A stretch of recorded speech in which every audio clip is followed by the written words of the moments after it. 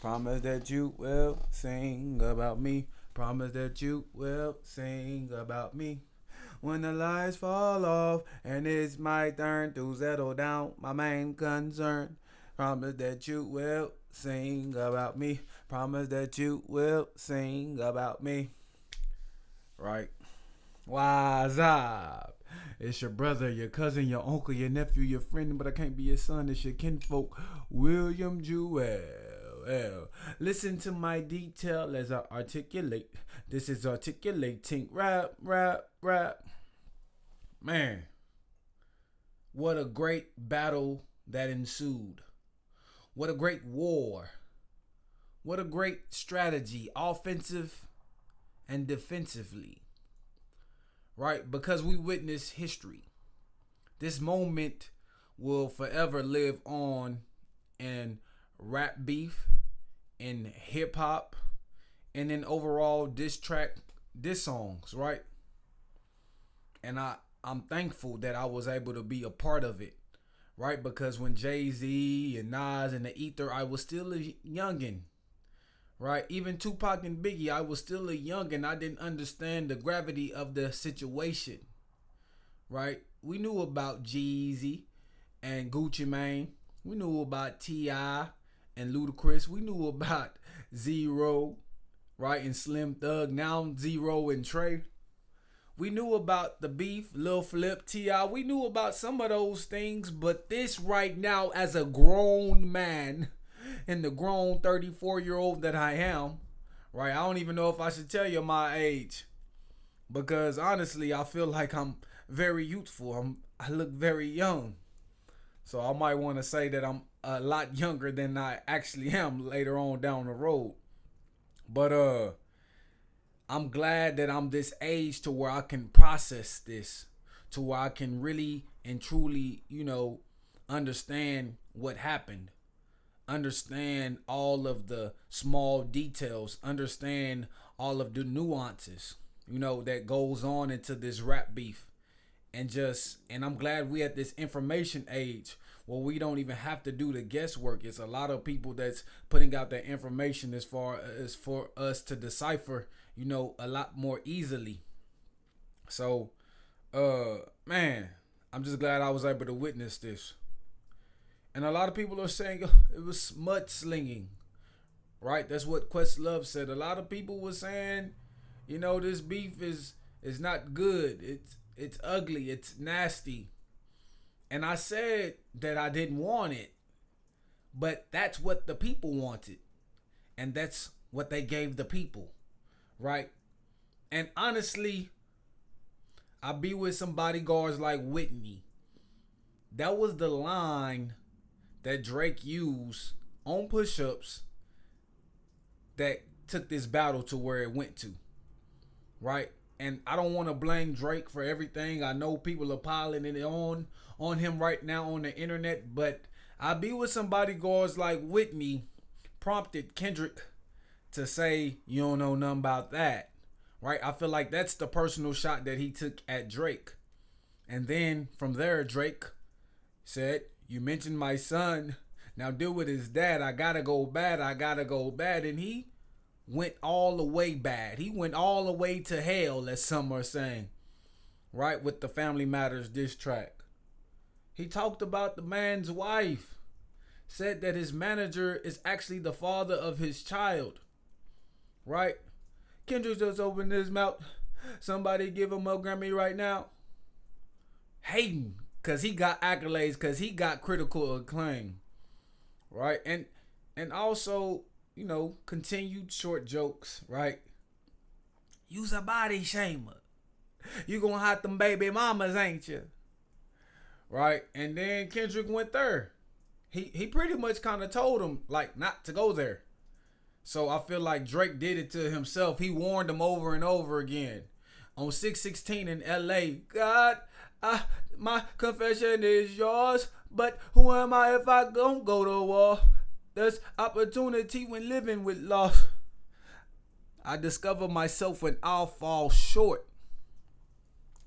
He pretty much told God, he cried out, my confession is yours.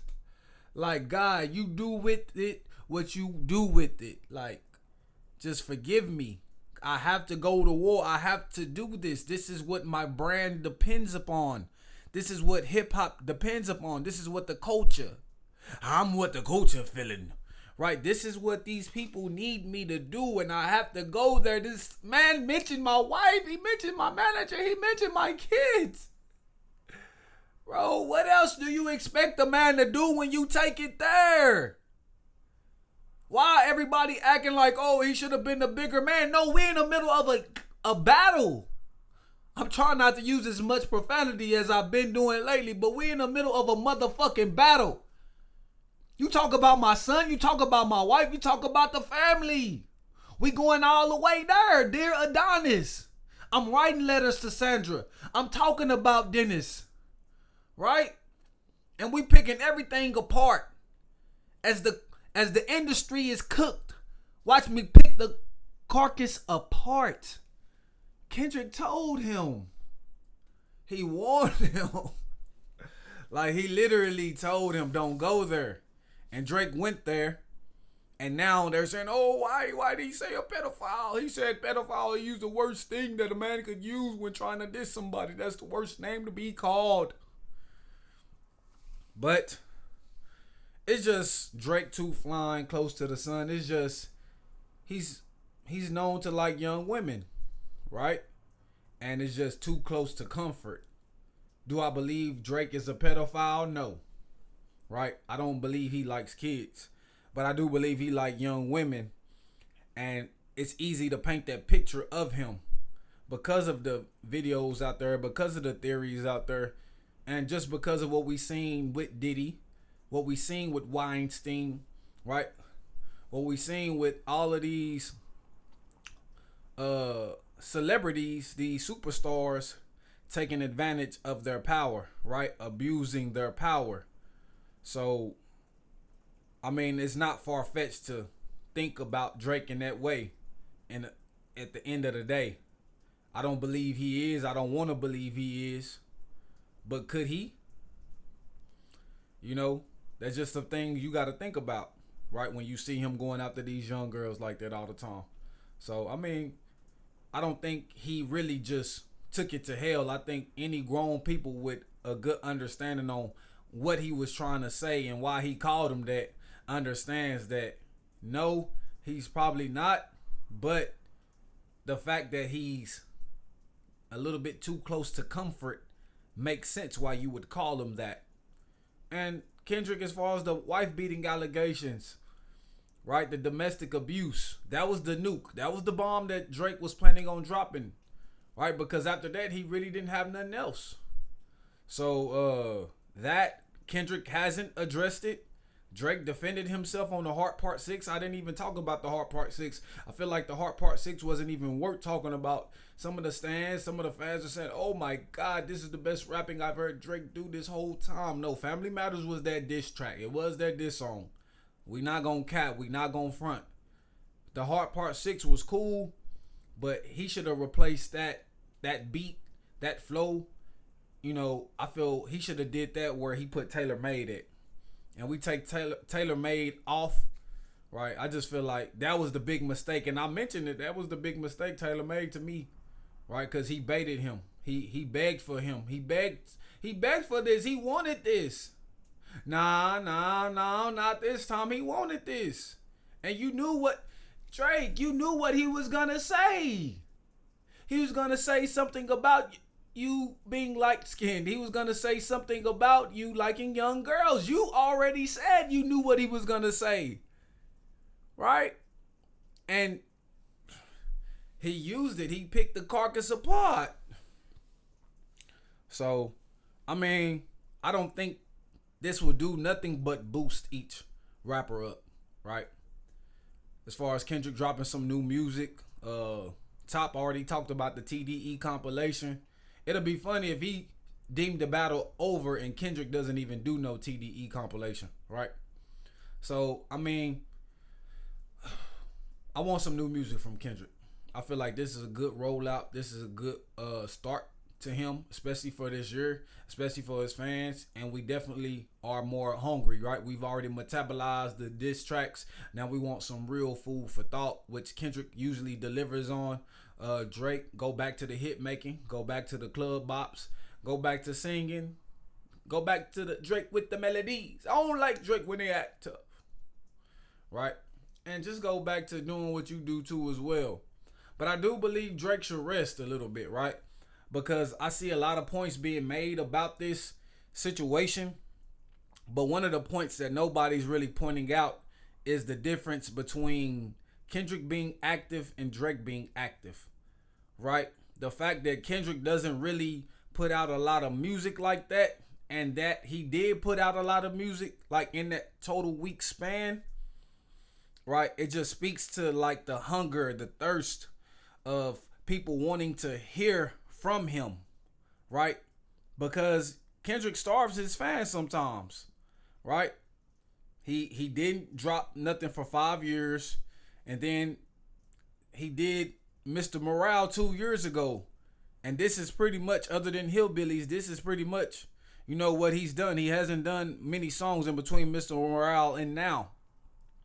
Drake, we've been hearing him every year since Scorpion, right? I think it was a break in between Scorpion and the album that Drake put out, you know, before then. But Drake, he's been constantly releasing, right? Which to his credit, he's been staying active, right? J. Cole was doing the same. Like, we was hearing from him, but J. Cole wasn't, he was giving you features, but he wasn't giving you whole bodies of work. Drake gave you For All the Dogs. Drake gave you Her Loss. He gave you Certified Lover Boy, right? He gave you some albums, Scorpion. Like, we can keep going back. He gave you some albums, and I feel like it's just that exhaustion, right? It's just that exhaustion of like really hearing Drake a lot, because I think that's why Kendrick's words had more of an impact than Drake's did. We hear him so much that we just kind of take him for granted in a sense. But Kendrick, we don't hear from him at all. So when we do hear from him, his words got a lot of more weight than it would usually be if he was constantly releasing music, correct? So I feel like that's why Drake needs to rest, right? Because he's been releasing a lot of music consistently, and he needs to chill for a little bit, right? When we talk about his stomach issues, right? I said he need to take that Pepto-Bismol. He need to take them Tums. We talk about the stomach issues, right? That's another reason why you need to rest, brother. You're not even healthy, right? And people are talking about this Ozempic. People are talking about the BBL Drizzy. People are talking about these health issues that you're having, because you know when you do stuff to your body, there are adverse effects, and I believe that it's affected him. You said you was going to take some rest. You got back on the stage. You finished up the tour. All right. Then when we talk about what, boy? I saw back home last night. Last week to bed. And then I run away. Then I say, I wonder.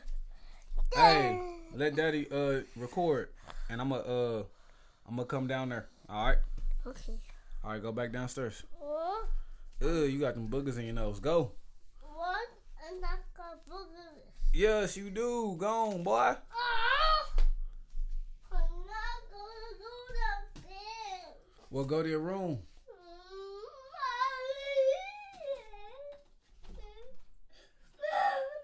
Stop all that, boy.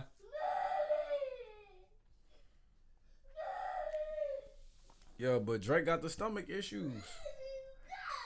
He need to chill a little bit. Hey, man. Sorry about that. Let's get back to the scheduled programming, right? But now the stomach issues. Now people shooting up the embassy. Now people are just breaking and entering into the embassy, right? Drake's home. So, I mean, Drake needs to rest. He needs to stay out the way. And just kind of like recover from everything. Stay off social media. Like, just give your spirit a relaxation. And then at the end of the day, like, I know we talking about beef. I know we talking about a lot of people going up against Drake, not just Kendrick. right? Because there was a lot of sidebars in this whole battle, right? The Future, the Metro, the Rick Ross, right? All those other guys, the Weekend, Pusha, right? ASAP Rocky, right? And sometimes like we need to hold ourselves accountable to our own actions.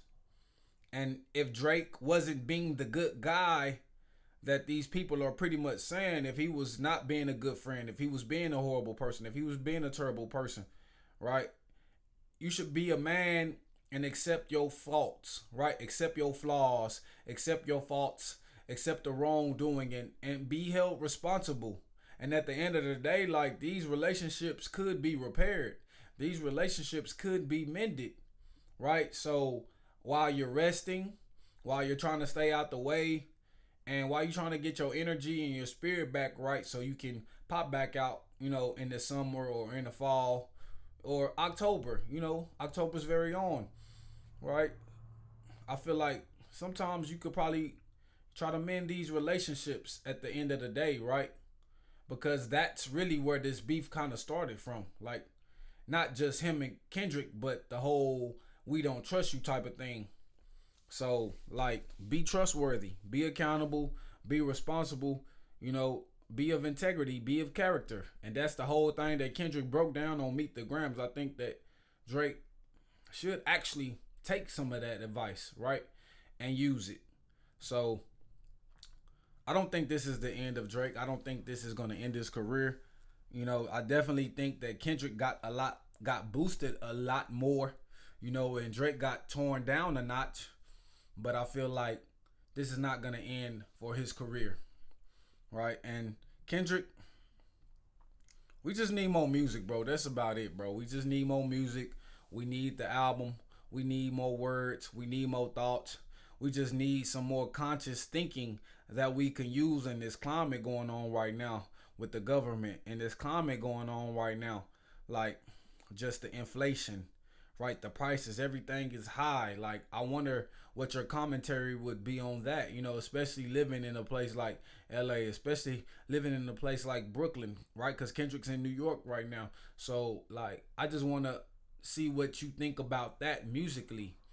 And Kendrick is known to talk about the current climate of society every time he releases something. So I think this will be dope to hear from and just like his perspective, right? The last one was about therapy, right? And we all, and us as black people, right? We have that fear, we have that angst, we have just a misconception of therapy. We don't trust it, and him going through what he went through and telling us what he went through, what his mom went through, what his auntie went through, right? So he pretty much just gave us that confidence and that courage to go see someone and talk to someone and, kind of figure out ourselves, find ourselves a little bit more.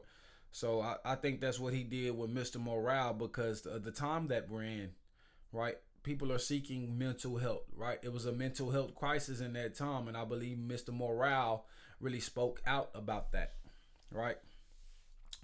But none of these claims have been answered, right? None of these claims have been solidified, nor has a daughter claim been solidified either, right? Because I know that's the biggest thing about this beef was the daughter thing, but I feel like that daughter thing just kind of got swept under the rug, like when Not Like Us came out, right? And to be honest, when you hear Meet the Grams, if you take the daughter part off, it still tells the story that it needs to tell. So no matter what, those chips still stand, right? You can't knock them down. And yeah, Drake, he just got out strategized. Like they say, Kendrick used Drake's playbook, right? But let's talk about that Gunna album. Like, let's go back to good energies, good vibes. That Gunna album, man, one of one. And I believe Gunna is one of one. I believe that most rappers, they can't go to jail. They can't have these type of snitch and rat claims upon them and still be successful, right? still be able to prevail, still be able to hold your head high in the culture, still be able to do the concerts, still be able to do the touring, and still be able to put out the quality, this great music. I believe that Ghana is in a place of his own, right? And we look around, we look at his peers, we look at the Dirks, we look at the Babies, we look at Kodak, we look at ESTG, we look at all of these street guys that are kind of in that same lane, in that same category as Gunna. They keeping it street, they standing on business, they sticking to the code. But a guy that y'all turn y'all heads, that y'all turn y'all nose upon, a guy that y'all look at strangely, right? That look at and discuss. And Kodak, you did a song with 6ix9ine, so you have no place, you have no care in this matter, right? So a guy that they want to look at a certain type of way, and he's surpassing the limits, right? He's going beyond the limitations, the restrictions that they thought that he could do, that they thought he could be at. And I believe that for the fact that, you know, none of these things, as far as Young Thug, has not addressed anything. And I still do believe that gave Gunna a little bit of leash for fans to be like, well, no, he didn't. But other fans say that he did, right? But in his music, he's saying he could never be like that. He never was like that. Why is y'all saying that? That's not what went on, right? And then Future said, oh, I'm going to drop May 10th, but he didn't drop nothing. He said, fuck your album, my mixtape better. But Future, you didn't drop, and I believe it was smart that you didn't drop, because you just put out We Still Don't Trust You. You need to let those records breathe a little bit instead of trying to challenge Gunna, right? But the production, like the whole vibes of this album. Let me critique this album. Let me get to the detail of this album. Let me articulate what Gunna was doing on this album, because I really like what he was doing. I was a fan of what he was doing. In the past, I've always said, oh, Gunna, he made one big song. This was not like a album or a record with different tracks or different songs, right? Different textures, different beats, right? It's kind of like flowed in with each other. And I feel like this album 101 was kind of like one of those things that just had that consistent vibe throughout, right? That consistent mood. It didn't get too high, it didn't get too low. It just stayed in that like straight temperature. That temperature where it's like 70 degrees, where it's not cold and where it's not hot, right? Where you don't need to put a jacket on, you don't need to put a coat on, but you also don't need to turn the fan on either. So I believe that Gunna was able to keep a good balanced sound on this record. I believe that Gunna was able to use great production because it sounded good. It flowed real well. And like lyrically, he's getting more, he's being more detailed. He's actually painting pictures with some of his lyrics, like just what he was saying with the scenery, you know, with white polish on her toes as she tippy toes. You know, like he was saying some things that like, damn, he really like paints some pictures. So I believe lyrically he's evolving as well. And just going through what he went through, I feel like he had no choice but to lyrically evolve. So because he has to get his thoughts out, he has to convey his thoughts to his audience about what was going on, what happened, why he's free, why is Young Thug still locked up, why he's not involved with the YSL, why he said what he said, why he's not no snitch. He had to be a little bit more lyrical so he could explain to the fans of what happened. And I believe that challenge of being a little bit more lyrically, being a little bit more detailed while trying to tell the story, that's enhanced him lyrically, that's enhanced him like creative wise as well. Cause now he's making some of those introspective songs. He's making a little bit of that emo type of song that like you can really feel like he going through it. He dealing with depression. He's dealing with friends coming and going. He's dealing with people judging him. He's dealing with the women of the culture. He's dealing with the record labels. He want to be independent. He's dealing with a lot of things, and he's able to detail these things so that we can really kind of like consume it and take it in and absorb the lesson. So I believe that's what helped him on this album. He's better lyrically. That's the same thing that helped him with A Gift and a Curse. So although the vibe, although the beats is not too high, not too low, right? As far as that goes, it's not much creativity. It's not much risk taking. but the overall sound, he's sticking to his brand, he's sticking to his normal sound, but I believe he's able to be a little bit more lyrical because of what he's going through, and he's able to describe it. And I believe that adds to him and adds to his evolution as an artist. So when we look around at his peers, and none of them are dropping any quality music, and we see why Gunna's dropping quality music, and we see why, Future's hating, why he's saying I don't hang with rats, that's that new type shit, why he's trying to get on Twitter saying fuck your album, my mixtape shit better. Like, we see why they trying to pick on these guys, but at the end of the day, you can't pick on good music. You can't deny good music. You can't deny like when somebody really pouring out their soul, because that genuineness on the album, like on a record, like when you're genuine, when you're authentic about what you're saying, when you're passionate about what you're saying, even if the tone is not as strong, even if the tone is lighthearted or even more dialed back, it's a way that you say these words that make you believe it.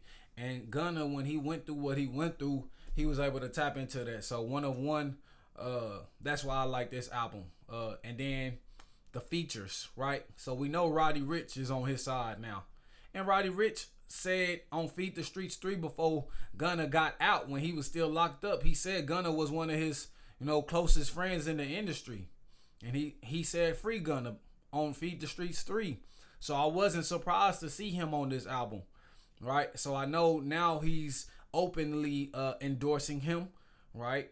And Roddy Ricch didn't have to do that. Roddy Ricch, he's from Compton, just like Kendrick, right? But we know he not street, right? He not really street. He probably know gang members, all that type of stuff. But he rap about trapping. He got melodies too. But when you like look at Roddy, like I don't feel like he gives off that street vibe like a ESTG gives off. I don't feel like he give off that street vibe like a Kodak Black gives off, or a Lil Durk. He's more like a Lil Baby type guy, calm, cool, collective. Might be about something if it come down to it, but he just trying to get that money. So he just seems like a more of a hustler than he is just like a street dude. But Roddy, he's endorsing Gunna, and I'm okay with that. I'm okay with that. We know Offset has his back. You see, like Drake could endorse Gunna, right? But Drake wants to be tough. He wants to be from the streets. I feel like that would be a great collab for him as well, right? And at the end of the day, like if you're not really a street guy, right? What's wrong with getting on a record with Gunna, right? If you feel like it's not about standing on business, right or wrong, you on God's side, So it is what it is. It is what it is. I feel like he was guilty by association, right? And it wasn't that he was doing dirt with these guys. I think he was just guilty by association.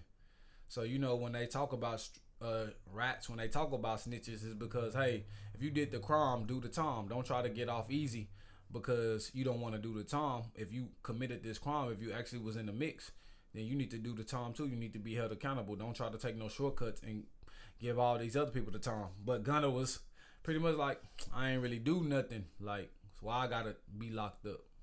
So, I mean, snitching is snitching. Whatever you want to call it. Y'all say what y'all say.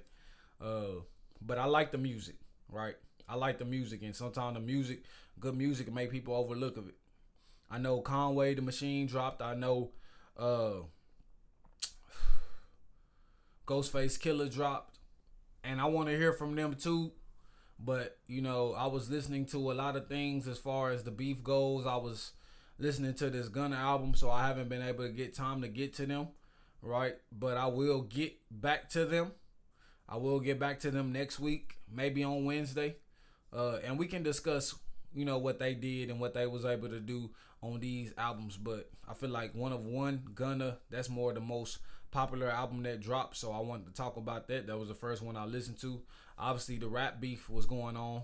I want to talk about that too. And I mean, it's a lot of stuff to talk about, but I'm not gonna get into all that. I'm gonna just keep it rap. I'm gonna articulate that, and then because I don't want to go long. If I go long, If I talk about other stuff, I'm gonna go longer than I want to go, so I'm gonna just keep it short. But this is your brother, your cousin, your uncle, your nephew, your friend, but I can't be your son. This is your kinfolk, William Jewell. Listen to my detail as I articulate. This is articulating rap, rap, rap, rap.